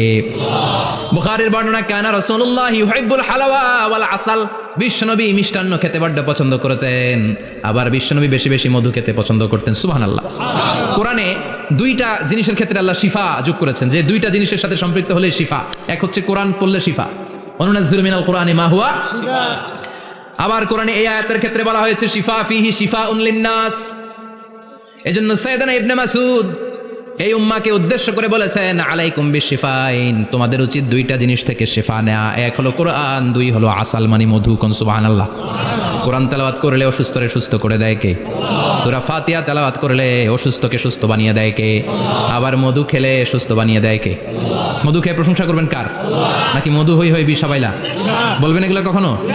খাঁটি মধু খেতে হবে। খাঁটি মধু চিনার উপায় হচ্ছে এটাতে পিঁপড়া জমে না, এটা ফ্রিজে রাখলে জমাট বাঁধে না, এটাতে দুর্গন্ধ হয় না। 1 গ্লাস পানির মধ্যে 1 ড্রপ মধু ছেলে দিলে এটা পানির সাথে নামিয়ে একেবারে নিচে চলে যায়। খাঁটি মধু খেতে হবে। তাহলে ফিহি শিফাউন লিন্নাস। কত কিছু দিয়ে আল্লাহ এটাকে সমৃদ্ধ করেছেন। এটার মধ্যে গ্লুকোজ আছে, এটার মধ্যে সুক্রোজ আছে, ফ্রুক্টোজ আছে, প্রোটিন আছে, মিনারেলস আছে, ক্যালসিয়াম আছে, ভিটামিন আছে। খাইলেই শরীর গরম হয়ে যায়। সুবহানাল্লাহ। এজন্য শীতকালে বেশি বেশি খাবেন, জাম্পার লাগবে না। শীতকালে মধু খেয়ে রাত্রেবেলায় বের হবেন, আর মাফলার পেঁচিয়ে বের হওয়া লাগবে না। সুবহানাল্লাহ পড়েন। তার মানে আল্লাহ বললেন ইয়াসিন ওয়াল কোরআনিল হাকিম, প্রজ্ঞাময়, বিজ্ঞানময় কোরআনের কসম। কোরআনের ভেতরে বিজ্ঞান আছে না নাই? বিজ্ঞানের কথা এই তো শুরু করলাম, আজকে সারা রাত বিজ্ঞানের কথা বলবো ইনশাআল্লাহ। থাকবেন কতক্ষণ? হ্যাঁ, স্লোগান দেন লিল্লাহি তাকবীর। এরপরে আল্লাহ বললেন গোলাম ওয়া ইন্না লাকুম ফিল আনআমি লাইবরা, প্রাণীকুলের দিকে নজর করে তাকাও। প্রাণীকুলের মধ্যে আমি তোমাদের জন্য নিদর্শন রেখেছি। নুসকিকুম মিম্মা ফি বুতুনিহি, এই প্রাণীকুলের পেট থেকে একটা চমৎকার জিনিস আমি বের করে দেই, এটার নাম হচ্ছে দুধ। এটা কি? দেখেন, একই আয়াতের মধ্যে আল্লাহ মধুর কথাও বললেন, আবার দুধের কথাও বললেন। দুধটা কিভাবে হয়, উৎপন্ন হয়, মধু কেমনে হয়, ইঞ্চি ইঞ্চি কথা এই কোরআনের ভেতরে তুলে ধরলেন কে? আল্লাহ বললেন মিমবাইনি ফারসিম ওয়া দামিল লাবানা, গোবর আর রক্তের মাঝখান দিয়ে আমি দুধ বের করি। সুবহানাল্লাহ পড়েন। আমরা যাই এই গাভীর ওলান টানা শুরু করি সকালবেলা, বিসমিল্লাহ বলে, কিন্তু কেমনে যেটা আসে ওইদিকে নজর নাই, ডাকাত। বিসমিল্লাহ বলে শুরু করে না, দুধ খাই আলহামদুলিল্লাহ পড়ে না, আছে না নাই? আল্লাহ বলেন মেকানিজমটা শোনো, কেমনে আমি খাওয়াই। আল্লাহ বললেন মিমবাইনি ফারসি ওয়া দামিল্লা বানা, গোবর আর রক্তের মাঝখান দিয়ে আমি দুধ বের করে দেই। সুবহানাল্লাহ। গরু যে ঘাস খায়, এই ঘাস থেকে রক্ত হয় আর গরুর গোবর হয়। পেটের একদিকে থাকে গোবর, আরেক দিকে থাকে রক্ত। রক্ত দুর্গন্ধ, গোবরও দুর্গন্ধ। রক্তও নাপাক, গোবরও নাপাক। এই দুই নাপাক আর দুর্গন্ধের মাঝখান দিয়ে সুগন্ধযুক্ত দুধ বের করে দেয় কে? আল্লাহ বললেন মিমবাইনি ফারসি ওয়া দামিল্লা বানা, গরু যে খাবারগুলো খায় ওই খাবারের এক পাশ দিয়ে গোবর হয়ে যায় আর এক পাশ দিয়ে রক্ত হয়ে যায়, মাঝখান দিয়ে দুধ বের করে দেয় কে? What a amazing mechanism of discharging milk from animals body. What a amazing mechanism. একদিক দিয়ে গোবর দুর্গন্ধ, আরেক দিক দিয়ে এই ঘাস খাওয়ার কারণে রক্ত হয়, মাঝখান দিয়ে দুধ বের হয়ে যায়। সুবহানাল্লাহ। আবার বাছুর ছাড়া দুধ পাওয়া যায় না। গাভী আছে কার কার? হাত তোলেন তো। বাছুর ছাড়া দুধ পাওয়া যায়? শুধু গাভী, বাছুর নাই, দুধ আসবে? আবার এই যে বিশাল বড় ওলান, 20 কেজি দুধ দেয় প্রতিদিন, এই ওলান কাটলে দুধ পাওয়া যায়? এক ফোঁটা দুধও ওলানটা কেটে টুকরা টুকরা করলে আপনি পাবেন না। এটা আলাদা মেকানিজম। এটা ভিতর থেকে একটা নির্যাস। বাছুর নিয়ে দুইটা ঢু মারবেন, ওই নির্যাস দিয়ে দুধ বেরোতে থাকবে, গোবর আর রক্তের মাঝখান দিয়ে চিৎকার করে পড়েন আল্লাহু আকবার। এজন্য বিশ্বনবী বলতেন বেশি বেশি দুধ খাও। দুধ হলো সুষম খাদ্য। পৃথিবীতে আবিষ্কৃত যত খাবার আছে, দুধের চাইতে ভালো খাবার আছে নাকি? কথা কন। মানুষ পানি খেয়ে 3-4 দিন বাঁচে, জানেন? আর পানির মধ্যে লবণ দিলে 7-8 দিন বাঁচতে পারবেন। আর দুধ পাইলে আজীবন বাঁচবেন। দুধ খেয়ে যদি হজম করতে পারেন, দুধ খেয়ে হজম করতে পারলে আজীবন বেঁচে যাবেন। সুষম খাদ্য। বিশ্বনবী যে রাতে মেরাজে যাবেন, সিদরাতুল মুনতাহা পার হওয়ার পরে বিশ্বনবীর পরীক্ষা শুরু হলো। বিশ্বনবীকে বুখারীর বর্ণনা, 3টা গ্লাস দেয়া হলো। কাদাহ ফিহি লাবান, এক গ্লাসের মধ্যে দুধ ছিল। ওয়া কাদাহ ফিহি আসাল, আর এক গ্লাসের মধ্যে ছিল মধু। আর এক গ্লাসের মধ্যে ছিল মদ। কাদাহুন ফিহি খামার। বিশ্বনবীকে 3টা গ্লাস দিয়ে বলা হলো নবী চুজ করেন কোনটা নেবেন। এক গ্লাসে মধু, আরেক গ্লাসে দুধ, আরেক গ্লাসের মধ্যে বিশ্বনবীকে দেয়া হলো মদ। বিশ্বনবী বললেন যে এই গ্লাসের ভেতরে দুধ আছে, আমি ওই পেয়ালাটা নিলাম। সাইয়েদনা জিবরাইল বললেন ইয়া রাসূলুল্লাহ আখাস্তাল ফিতরা, আপনি যেমন নিছেন তেমন। সুবহানাল্লাহ কইবেন না? বিশ্বনবী দুধ খেতে পছন্দ করতেন। আর বিশ্বনবী বলতেন আলাইকুম বি আলবানিল বাকার, বেশি বেশি গরুর দুধ খাবা। ফাইন্নাহা তুরাম্মু মিনাল আশজার, কেননা এটা সবুজ লতা পাতা ঘাস পাতার নির্যাস। গরু কি খায়? ঘাস খায় না? এই ঘাসের নির্যাস হচ্ছে দুধ। বিশ্বনবী বলতেন বেশি বেশি দুধ খাবা। ফিহি শিফার মধ্যে শিফা আছে। ফি লাবানিহা শিফা ও লুহমিহা দা, গরুর দুধে আছে শিফা, গরুর গোশতের মধ্যে আছে রোগ। সুবহানাল্লাহ। কত বড় ফিলোসফার বিশ্বনবী। বিশ্বনবী বলে গিয়েছেন গরুর দুধ বেশি খাও, কিন্তু গোশ বেশি খাইও না। আর আমরা গরুর গোশ পাইলে কোপায় ফেলাই। সাদা ভাত আর ঝাল গরুর মাংস যদি হয়, ওই যে অনেকের জিহ্বায় পানি চলে আসছে। সুবহানাল্লাহ কইবেন না? বিশ্বনবী বলতেন দুধ খাও, গোশ খাইও কম। গরুর গোশত কম খাবা, গরুর দুধ বেশি খাবা। সুস্থ রাখবে কে? আবার বিশ্বনবী মায়েদেরকে বলেছেন ও মায়েরা, সন্তান হওয়ার পরে 2 বছর দুধ খাওয়াবা। আল্লাহু আকবার। ওয়াল ওয়ালিদাতু ইউরদি'না আওলাদাহুন্না হাওলাইনি কামিলাইনি লিমান আরাদা আন ইউতিম্মার রাদা'a। সন্তান যারা পেয়েছো মায়েরা, বোনেরা, 2 বছর দুধ খাও। সন্তানকে সুস্থ রাখবে কে? আল্লাহ। বাচ্চা ডেলিভারির পরপরই আল্লাহ তাআলা মায়ের বুকে একটা দুধ দেয়, এটাকে বলে শাল দুধ। এটা হচ্ছে বাচ্চার জীবনের প্রথম প্রাকৃতিক টিকা। সুবহানাল্লাহ কয় না? এটা বেবির জীবনে ন্যাচারাল প্রাকৃতিক টিকা, প্রতিষেধক আল্লাহ দিয়ে দিয়েছে। আপনার বাচ্চাকে টিকা দিন, স্লোগান আছে না? 5টা-7টা টিকা দেওয়া লাগে। প্রথম টিকাটা আল্লাহ নিজেই ফ্রি দিয়ে দিছে। এটা শাল দুধের ভেতরে পাওয়া যায়। এজন্য বাচ্চাকে শাল দুধ খাওয়াতে হবে। তার ব্রেনের গ্রোথ হবে, সে শক্তিশালী হবে, সে দেশপ্রেমিক হবে, সে আল্লাহওয়ালা হবে। চিল্লা এখন ঠিক কিনা? যে মায়েরা বাচ্চারে দুধ খাওয়ায় ওই বাচ্চারা মায়েরে ভালোবাসে বেশি। আর যেই মা গুলো বাচ্চারে দুধ না খাওয়ায় আর ডানু খাওয়ায়, আর কি কি আছে? হরলিক্স আর সিরালেক, কমপ্লেট। যারা এগুলো খাওয়াবে ডানু খাওয়াবে, যারা ল্যাকটোজেন খাওয়ায়, যারা বুকের দুধ খাওয়াতে চায় না কোনো কারণ ছাড়া, 2 বছর বাচ্চারে দুধ দিতে চায় না, এই বাচ্চাগুলো বড় হলে ওই মারে বৃদ্ধাশ্রমে দিয়ে আসবে। কথা কন, কথা কন। এজন্য মায়েরা, বোনেরা, সন্তান হলেই তাকে বুকের দুধ দিয়ে আল্লাহর পক্ষ থেকে যে টিকাটা, এই টিকাটা পেটের ভিতরে ঢুকাই দিতে হবে। চিল্লা এখন ঠিক কিনা? এটা হচ্ছে ন্যাচারাল টিকা। এজন্য আল্লাহ বললেন ইয়াসিন ওয়াল কোরআনিল হাকিম। ইয়াসিন, বিজ্ঞানময় কোরআনের শপথ। কোরআনের মধ্যে বিজ্ঞান আছে না নাই? অভাব নাই। কয়টা শুনবেন? আল্লাহ কসমোলজির কথা বলেছে, অ্যাস্ট্রোলজি কথা। কসমোলজি হচ্ছে সৃষ্টিতত্ত্ব। কসমোলজি কি? সবাই বলেন কসমোলজি কি? আল্লাহ বললেন আওয়ালাম ইয়ারাল্লাযীনা কাফারু আন্নাস সামাওয়াতি ওয়াল আরদা কানাতা রাতকান ফাফাতাকনাহুমা কাফেররা কি দেখে না মহাবিশ্বের সব কিছু একসাথে মিলে ঝিলে ছিল। বিশাল এক বিস্ফোরণের মাধ্যমে আমি মহাবিশ্ব তৈরি করেছি। সুবহানাল্লাহ। আদিতে শুরুতে কিন্তু সব আকাশ, বাতাস, জমিন, চন্দ্র, সূর্য, নক্ষত্র, গ্রহ, নিহারিকাপুঞ্জ, গ্যালাক্সি, ব্ল্যাক হোল সব কিছু মিলেমিশে একসাথে ছিল। এটার ঘনত্ব ছিল খুব বেশি। মহাবিশ্বের সব কিছু ছিল একটা বিন্দু। এটাকে বিজ্ঞানীরা নাম দিয়েছে দ্য সিঙ্গুলারিটি, মহা একত্ব। এরপর একটা প্রচণ্ড বিস্ফোরণের মধ্য দিয়ে মহাবিশ্ব সৃষ্টি হয়েছে। এটার ওরা নাম দিয়েছে বিগ ব্যাং থিওরি। কি নাম? স্টিফেন হকিং মারা গেছে না গত বছর নাকি?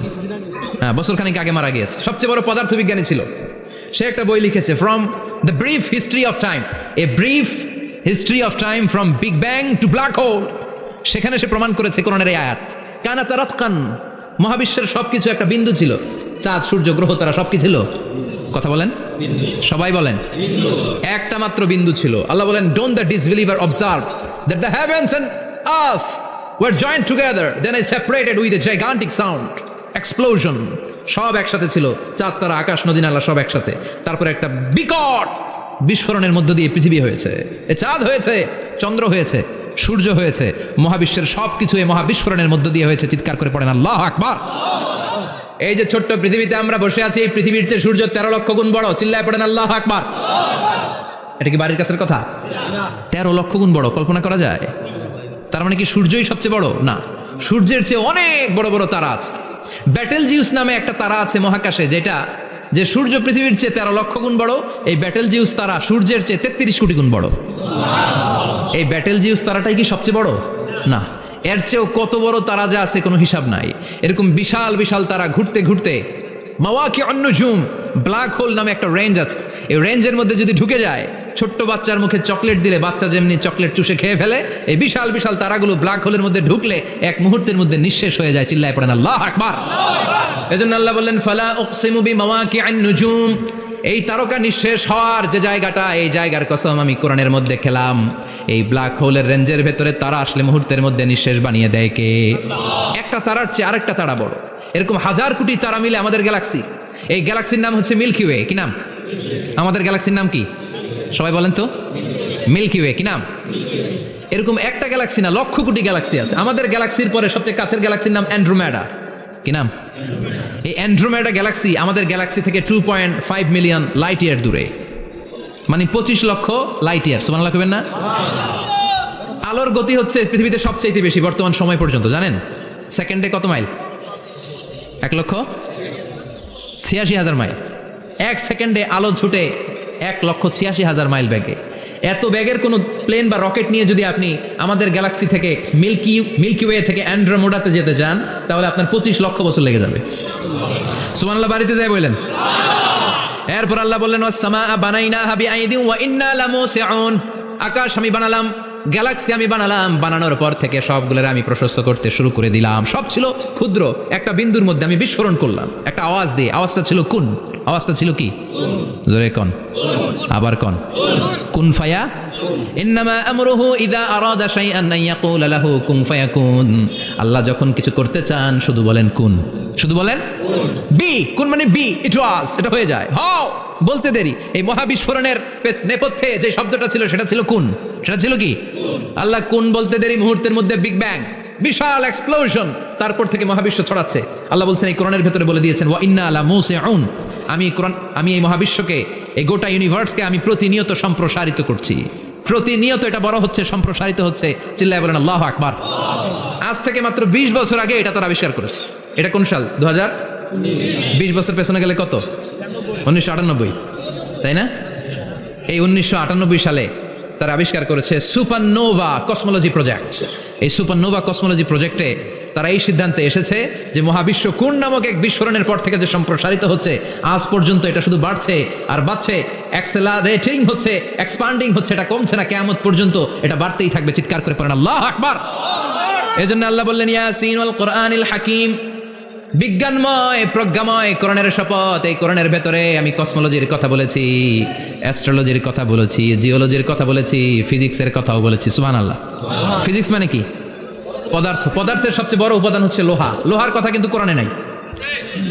আছে? কই আছে? হ্যাঁ, সূরাতুল হাদিদ। লোহার নামে একটা সূরা দিয়েছে আল্লাহ কোরআনে। সুবহানাল্লাহ পড়বেন না? সূরার নাম সূরাতুল হাদিদ। সূরার নাম কি? চিল্লায় বলেন সূরার নাম সূরাতুল হাদিদ। হাদিদ মানে লোহা। আল্লাহ বললেন ওয়া আনজালনাল হাদিদা ফীহি বাসুন শাদীদ।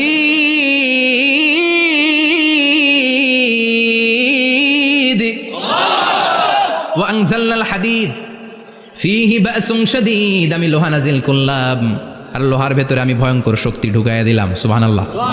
ফীহি মানাফিউ লিন-নাস, লোহার ভেতরে মানুষের জন্য অনেক কল্যাণ আছে। সুবহানাল্লাহ। লোহা ছাড়া পৃথিবীতে কিছু হয়? আংটি বানাতে লোহার দরকার আছে না নাই? ঘড়ি বানাতে, গাড়ি বানাতে, বাড়ি বানাতে, মোবাইল বানাতে, হেলিকপ্টার, প্লেন, রকেট, মাইকের স্ট্যান্ড। সুবহানাল্লাহ কোন? এমন কোন জিনিস নাই যেটার মধ্যে লোহা লাগে না। এজন্য আল্লাহ বললেন এই লোহার নামে আমি একটা সূরা ডেডিকেট করলাম, ওয়া আনজালনাল হাদিদ ফীহি বাসুন শাদীদ। আমি লোহাকে নাজিল করেছি। আল্লাহ বলেছেন, খেয়াল করে শব্দটা শুনেন, ওয়া আনজালনাল হাদিদ, আমি লোহাকে উপর থেকে নাজিল করেছি। কি করেছি? কথা বলেন। তার মানে লোহা পৃথিবীতে ছিল না, নাজিল করছে কে? লোহা পৃথিবীতে ছিল? পৃথিবীতে ছিল? পৃথিবীতে থাকলে নাজিল করবেন কেন? এই যে কোরআনটা পৃথিবীতে আগে ছিল, নাজিল করছে কে? কোন ফেরেশতাকে দিয়ে? সাইয়েদনা জিবরাইল। কোন নবীর উপর? বিশ্বনবী মুহাম্মদুর রাসূলুল্লাহ। আল্লাহু আকবার। তার মানে ওহি পৃথিবীতে ছিল না, আল্লাহ উপর থেকে নাজিল করেছেন। নুজুল মানে উপর থেকে নিচের দিকে আসা। এই নুজুল শব্দ ব্যবহার করে আল্লাহ বললেন ওয়া আনজালনাল হাদিদ, লোহাকে আমি নাজিল করেছি। তার মানে লোহা পৃথিবীর উপাদান নয়, লোহা এসেছে উপর থেকে। কোন সুবহানাল্লাহ। বিজ্ঞানীরা, পদার্থবিদ যারা গবেষণা করে এটাই পেয়েছেন, লোহা আসলে পৃথিবীর না। লোহা পৃথিবীতে উৎপাদন করা হয় নাই। লোহার যে মলিকিউল, অণু আছে, লোহার একটা অণু তৈরি করার মতো ক্ষমতা পৃথিবীর নাই। ইভেন এই সৌরজগতের কোনো কিছু নাই। সূর্যের তাপে লোহা তৈরি হতে পারে? লোহার ছোট্ট একটা অণু তৈরি করতে কমপক্ষে 1 কোটি ডিগ্রি সেলসিয়াস তাপের প্রয়োজন হয়। তার মানে এটা পৃথিবীর কোনো উপাদান নয়, এটা আনজালনাল হাদিদ। আল্লাহ বলেন মহাবিস্ফোরণের কারণে গলিত অন্য কোনো তারার ভেতর থেকে লোহার উপাদান আমি পৃথিবীর ভিতরে এনে ঢুকিয়ে দিয়েছি। তার মানে পদার্থের কথা কোরআনে আছে না নাই? সুবহানাল্লাহ কবেন না? এরপরে বায়োলজির কথা আছে না নাই? বায়োলজিক্যাল অ্যাসপেক্ট অফ মাউন্টেন্স, কেমন করে পাহাড়ি রেঞ্জ তৈরি হলো, আছে না নাই? ওয়াজআলনাল জিবালা আওতাদা, পাহাড়কে আমি পেরেক মেরে দিয়েছি। ওমিয়া কাঠের ভেতরে যখন পেরেক মারেন, পেরেকের বেশিরভাগ অংশ কাঠের ভেতরে ঢুকে যায়, উপরে দেখা যায় সামান্য, ঠিক কিনা? তো লোহা যদি আল্লাহ পেরেক মারেন, উপরে যা দেখা যায় এটা সামান্য, আসল পাহাড় তো মাটির নিচে। সুবহানাল্লাহ কবেন না? আসল পাহাড় কোথায়? পেরেক যদি কাঠের মধ্যে ঢুকিয়ে দেন, পুরো পেরেকটা কাঠে ঢুকে যায় না? উপরে দেখা যায় কদ্দূর? সামান্য। পাহাড়ের যা আপনি দেখেন এটা তো পেরেকের মাথা, পুরো পাহাড়টা আল্লাহ জামিনের ভেতরে গেড়ে দিয়েছেন। চিল্লায় পড়েন আল্লাহু আকবার। আবার আল্লাহ বললেন অমিনাল জিবালি জুদাদুম বিদু ওয়া হুমরুম মুখতালিফুন আলওয়ানু, আছে না নাই? ওয়া গারাবিবু সুদ, আল্লাহ বলেন নানা রঙের পাহাড় পর্বত মহাবিশ্বে আমি তৈরি করেছি। কোন পাহাড় হচ্ছে রক্তিম বর্ণের, কোন পাহাড়কে বানিয়েছি আমি কৃষ্ণ বর্ণের, কোন পাহাড়কে বানিয়েছি আমি শুভ্র বর্ণের, কোন পাহাড়ের রং কালো, কোনটা সাদা, কোনটা নীল, আছে না নাই? মহাবিশ্ব যখন তৈরি হয়েছে, পৃথিবীর মধ্যে 7টা টেকটনিক প্লেট তৈরি হয়েছে। 7 tectonic plates create the mountain range on earth. পৃথিবীতে এই পাহাড় তৈরির কারণ হচ্ছে 7টা প্লেট। এগুলোর 7 টেকটনিক প্লেট বলে। এই প্লেটগুলোর কারণে পৃথিবীতে এই রং বেরঙের পাহাড় তৈরি হয়েছে। কত রঙের যে পাহাড় আছে! আরব বিশ্বে পাথরের পাহাড়, বাংলাদেশে মাটির পাহাড়, ব্রুনাই, সিঙ্গাপুর, ইন্দোনেশিয়াতে যদি যান আরেক ধরনের পাহাড়।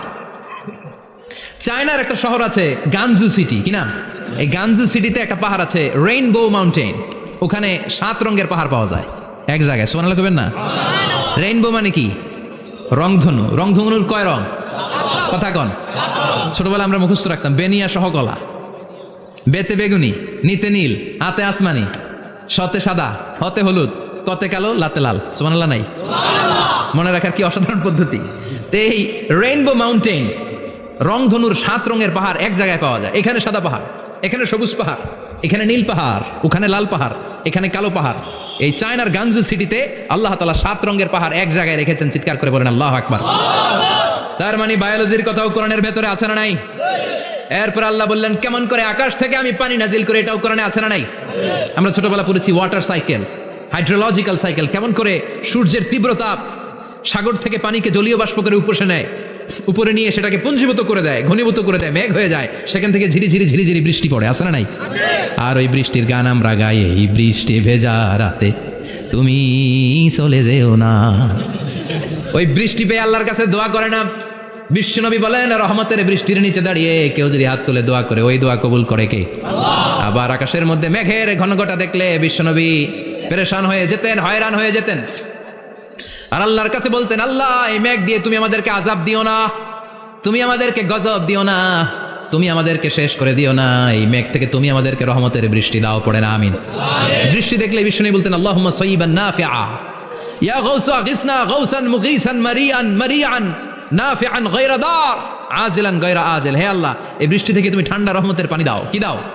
আল্লাহ মেঘে দে পানি দে, ছায়া দে রে তুহু, আল্লাহ মেঘে দে, পড়েন পড়েন, আল্লাহ মেঘে দে পানি দে, ছায়া দে রে তুহু, আল্লাহ মেঘে দে। এই ওয়াটার সাইকেলের কথা আল্লাহ বলেছেন। আলম ছাড়া আন্নাল্লাহ ইউসজি সাহাবান, কাফের নাস্তিক যেগুলো সমাজের আবর্জনা খড়কুটা, ওরা কি দেখে না কেমন করে আমি বাতাসকে জলীয় বাষ্প করে আকাশে তুলি, বায়ুমণ্ডলে নিয়ে যাই। সুম্মা ইউআল্লিফু বাইনাহুম, জলীয় বাষ্পগুলারে তখন আমি ঘনীভূত করি।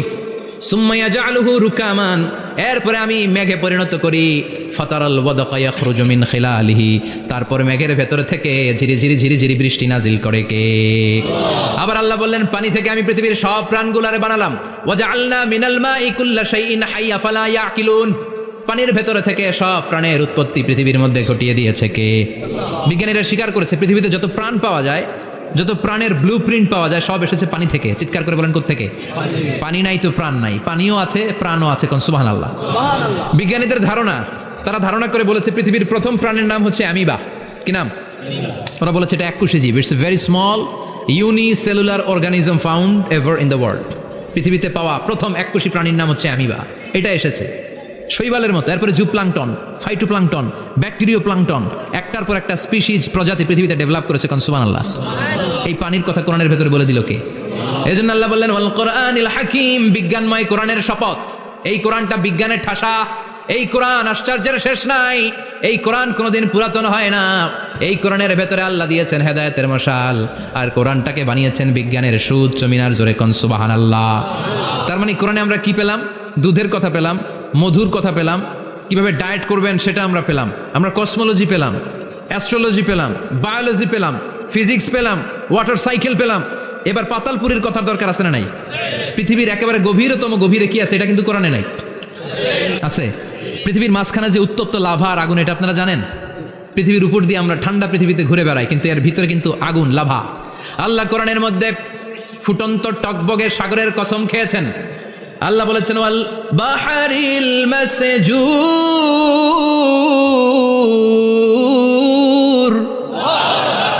আমি কোরআনের ভেতরে ফুটন্ত টকবগে সাগরের পানির কসম খেলাম, পড়েন সুবহানাল্লাহ। সাগরের পানির ফুটন্ত টকবগে সাগরের পানির কসম। সাগরের পানি আবার ফুটন্ত হয় কি করে? পানি কি হয়? ঠান্ডা। পানি কি? কথা বলেন। আল্লাহ পৃথিবীর ভেতরকার কথা চিন্তা করে বলেছেন ওয়াল বাহরিল মাসজুর।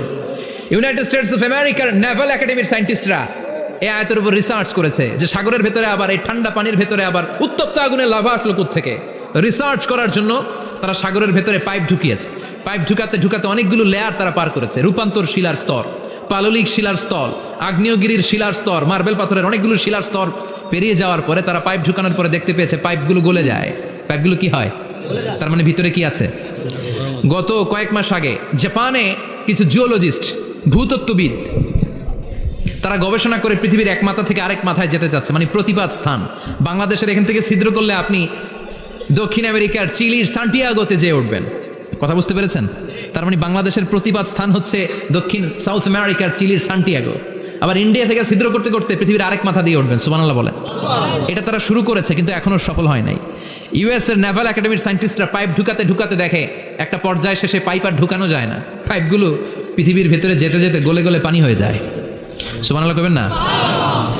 এই রিসার্চ প্রজেক্টের যিনি চিফ, উনি বললেন bring the water proof pipe from America. America থেকে ওয়াটার প্রুফ পাইপ নিয়ে আস।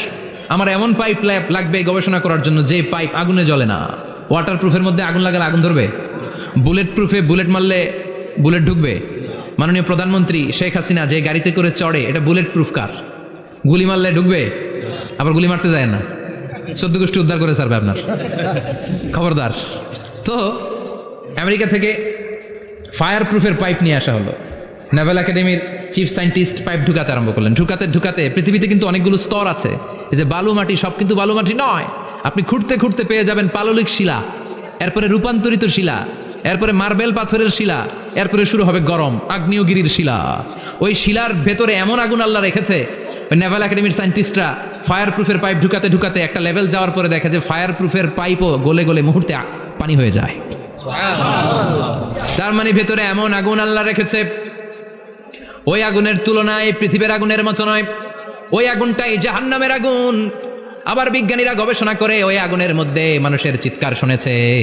এজন্য হাদিসে এসেছে আল্লাহর ওলিরা মুমিন বান্দারা মারা গেলে তাদের রূহগুলো আকাশে চলে যায়, ইল্লিনে চলে যায়।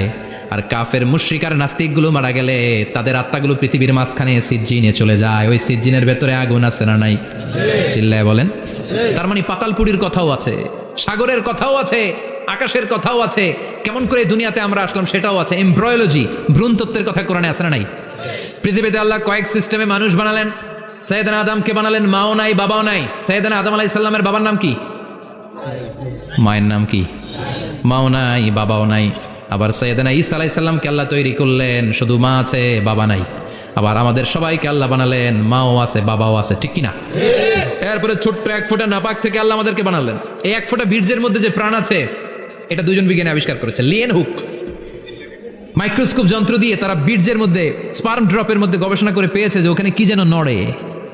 ওই এক ফোঁটা ড্রপের মধ্যে কি যেন নড়ে। সেখান থেকে ওরা আবিষ্কার করেছে এই স্পার্মের ভেতরে, শুক্রাণুর ভেতরে প্রাণের অস্তিত্ব আছে।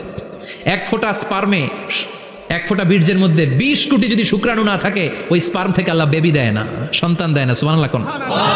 এজন্য আল্লাহ বললেন হাল আতা আলাল ইনসানি হিনুম মিনাদ দাহরি লাম ইয়াকুন শাইআম মাযকুরা। ও মানুষ, কেন এত অহংকার করো? নজর করে তোমার জীবনের শুরুটার দিকে একটু তাকাও। কি ছিলা তুমি? এক ফোঁটা নাপাক পানি, একটা স্পার্ম ড্রপ থেকে এসেছো। ইয়াখরুজু মিন বাইনিস সুলবি ওয়াত তারায়েব। বাবার পৃষ্ঠদেশ থেকে মায়ের গর্ভদেশের মধ্যে তোমাকে নিয়ে গেল কে? সেখান থেকে ফি যুলুমাতিন সালাস, 3টা প্যাকেট দিয়ে মায়ের পেটের মধ্যে তোমাকে প্রিজার্ভ করলো কে? আল্লাহ প্রত্যেকটা স্টেজ কোরআনে বলে দিয়েছেন। ফি যুলুমাতিন সালাস, 3টা অন্ধকার প্রকোষ্ঠে আল্লাহ আমাদেরকে প্রিজার্ভ করেছেন।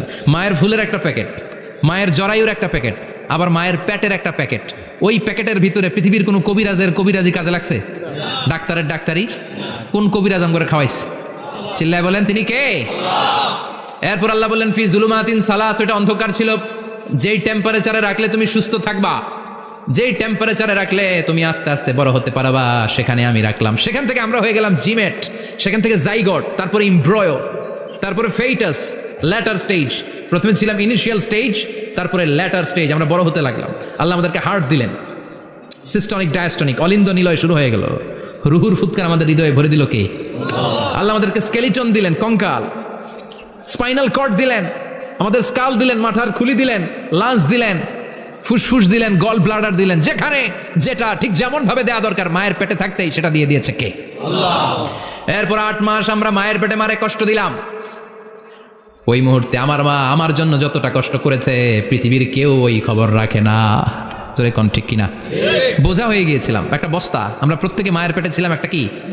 এই বস্তা নিয়ে আমার মা খেতে যেত, ঘুমাতে যেত। এই বস্তাটা পেটে করে আমার মা রান্নাঘরে রান্না করত, একদিনও রান্না বন্ধ হয় নাই। এই বস্তাটা নিয়ে আমার মা টয়লেটে যেয়ে বসতে পারতো না। 8 মাস এরকম কষ্ট করেছে। এজন্য মায়ের মনে কষ্ট দিলে আল্লাহর আরশ কেঁপে যায়। মায়ের কাছ থেকে দোয়া নেওয়ার দরকার আছে না নাই? মায়ের মনে কষ্ট দিবেন? মায়ের সাথে বেয়াদবি করবা কেউ? মায়ের থেকে দোয়া নেওয়ার দরকার আছে না নাই? মা যার নাই সে জানে মা না থাকার কি জ্বালা। চিল্লা এখন ঠিক কিনা? যখন রাত্রি নিঝুম, এই চোখে ঘুম, একলা শূন্য ঘরে, তোমায় মনে পড়ে মাগো, তোমায় মনে পড়ে। যখন রাত্রি নিঝুম, এই চোখে ঘুম, একলা শূন্য ঘরে, তোমায় মনে পড়ে মাগো, তোমায় মনে পড়ে। ঠিক কিনা? এই জন্য মায়ের জন্য দোয়া করার দরকার আছে না নাই? আল্লাহ বললেন 8 মাস 9 মাস মায়ের পেটের ভেতরে ছিলা, তারপরে দুনিয়ার বুকে তোমারে আনলো কে? ছোট্ট নাপাক ছিলাম, এই ছোট্ট এক ফোঁটা পানি থেকে আমাদেরকে বড় করছে কে? আল্লাহ। তার মানে এমব্রয়োলজি, ভ্রূণতত্ত্বের কথা কোরআনের ভেতরে আছে না নাই? সে আল্লাহ বললেন ইয়াসিন ওয়াল কুরআনিল হাকীম ইন্নাকা লামিনাল মুরসালিন আলা সিরাতিম মুস্তাকিম। সুবহানাল্লাহ পড়েন। আল্লাহ বললেন ইয়াসিন, এরপরে বললেন আল কোরআনিল হাকিম, প্রজ্ঞাময় কোরআনের শপথ। বিশাল একটা শপথ কেটে আল্লাহ বললেন ইন্নাকা লামিনাল মুরসালিনা আলা সিরাতিম মুস্তাকিম। ইন্নাকা লামিনাল মুরসালিন, অবশ্যই অবশ্যই নবী হে আপনি রাসূলদের অন্তর্ভুক্ত। চিল্লায় এখন সুবহানাল্লাহ। তিনি যে রাসূল এটার সার্টিফিকেট এই আয়াতে দিয়েছে কে? এরপর আল্লাহ বললেন আলা সিরাতিম মুস্তাকিম, ও নবী আপনি সিরাতুল মুস্তাকিমের উপর আছেন। যেই দোয়াটা প্রতিটা নামাজের মধ্যে প্রতিদিন প্রত্যেক রাকাতে সূরা ফাতিহাতে আমরা পড়ি, ইহদিনাস সিরাতাল মুস্তাকিম। ও আল্লাহ, show us the right path, show us the correct path. আপনি আমাদেরকে সোজা পথ দেখান। আল্লাহ এখানে সার্টিফিকেট দিলেন, নবী গো লক্ষাধিক পয়গম্বর যে আমি পেয়েছি তাদের শ্রেষ্ঠতম রাসূল করে আমি আপনাকে প্রেরণ করেছি, আর হেদায়েতের সুউচ্চ মশাল দিয়ে আমি আপনাকে সিরাতুল মুস্তাকিমের উপর রেখেছি। চিল্লায় পড়েন আল্লাহু আকবার। এই জন্য বিজ্ঞানময় কোরআনের সাথে নিজেদের সম্পর্ক বাড়ানোর দরকার আছে না নাই? কোরআন পড়লে দুনিয়া এবং আখিরাতে মর্যাদা বাড়ায় দিবে কে? কোরআনের আইন দিয়ে সমাজটারে সাজানোর দরকার আছে না নাই? কোরআন দিয়ে আমাদের সমাজটা সমৃদ্ধ হোক, আমরা চাই কি চাই না? কোরআন দিয়ে আমার সংসদ ভবন চলুক, আমার 300 জন মেম্বার অফ দ্য পার্লামেন্ট কোরআনের আয়াত দিয়ে সংসদে কথা বলুক, আমরা চাই কি চাই না? আমাদের মিলিটারিগুলো কোরআনের আওতায় চলুক, আমাদের দেশটা কোরআন দিয়ে চলুক। আমার লাল সবুজের পতাকা সংসদ ভবনের এক পাশে, আর কালিমার লা ইলাহা ইল্লাল্লাহর পতাকা আরেক পাশে পতপত করে উড়বে, আমরা চাই কি চাই না? সেজন্য কোরআনের সাথে আমাদের সম্পর্ক বাড়াতে হবে, নিজে কোরআন পড়তে হবে, কোরআন বুঝতে হবে, কোরআনের উপর আমল করতে হবে। রাজি আছেন তো? এটাই হচ্ছে সূরাতুল ইয়াসিনের শিক্ষা। আল্লাহ আমাদের সবাইকে কথাগুলো বুঝার আমল করার তৌফিক দান করুক, আমরা পড়ি আমিন। আরো জোরে পড়েন আমিন। যতগুলো কথা বললাম কোরআন থেকে আলোকিত করার জন্য আল্লাহ তাআলা যে মেসেজগুলো আমাদেরকে কোরআনের ভেতরে দিয়েছে, এই মেসেজ থেকে আমরা যেন নিজেদেরকে সমাজকে আলোকিত করতে পারি, আল্লাহ তুমি তৌফিক দাও। আরো জোরে পড়েন আমিন। সুবহানাকাল্লাহুম্মা বিহামদিকা আশহাদু আল্লা ইলাহা ইল্লা আনতা আস্তাগফিরুকা ওয়া আতুবু ইলাইক।